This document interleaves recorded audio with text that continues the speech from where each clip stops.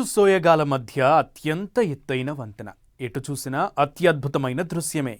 అలాంటి వంతెనపై పరుగులు తీసే రైలులో ప్రయాణిస్తే ఎలా ఉంటుంది? వారే వాహ్, ఆలోచిస్తేనే అదిరింది కదా. ఇలాంటి అద్భుత దృశ్యమే జమ్మూ కాశ్మీర్లోని చీనాబ్ బ్రిడ్జ్పై ఆవిష్కృతమైంది.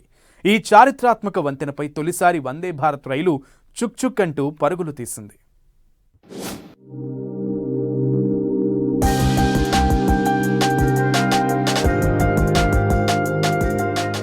జమ్మూ కశ్మీర్లోని చీనాబ్ నదిపై నిర్మించిన ప్రపంచంలోనే అత్యంత ఎత్తైన రైల్వే వంతెనపై మరో అద్భుత దృశ్యం ఆవిష్కృతమైంది. ఇంజనీరింగ్ అద్భుతంగా నిలిచిన ఈ వంతెనపై తొలిసారి వందే భారత్ రైలు పరుగులు పెట్టింది.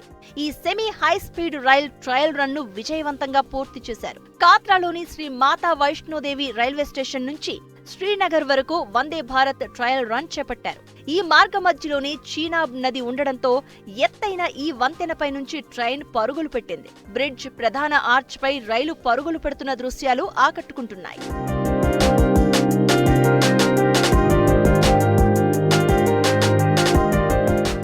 కశ్మీర్ లోయలోని అతి శీతల వాతావరణ పరిస్థితులను తట్టుకునేలా ఈ వందే భారత్ రైలును ప్రత్యేకంగా రూపొందించారు.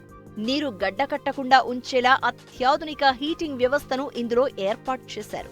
గత ఏడాది జూన్లో ఈ వంతెనపై ట్రయల్ రన్ ను విజయవంతంగా పూర్తి చేశారు. ఇప్పుడు వందే భారత్ ట్రయల్ రన్ ను విజయవంతంగా నిర్వహించారు. త్వరలోనే ఈ రైలు సేవలు అందుబాటులోకి రానున్నాయి.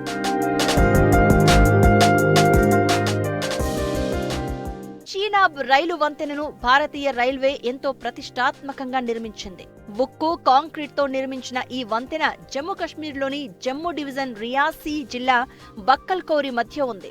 నదీ గర్భం నుంచి 359 మీటర్ల ఎత్తునున్న ఈ రైల్వే వంతెన పొడవు 1315 మీటర్లుగా ఉంటుంది. ఇప్పటి వరకు చైనాలోని బయిషాన్ నదిపై నిర్మించిన 275 మీటర్ల పొడవైన షుభాయ్ రైల్వే వంతెన పేరుతో ఉన్న ప్రపంచ రికార్డును ఈ బ్రిడ్జ్ అధిగమించింది. పారిస్ లోని ప్రఖ్యాత ఐఫిల్ టవర్ తో పోలిస్తే దీని ఎత్తు 30 మీటర్లు ఎక్కువగా ఉంటుంది.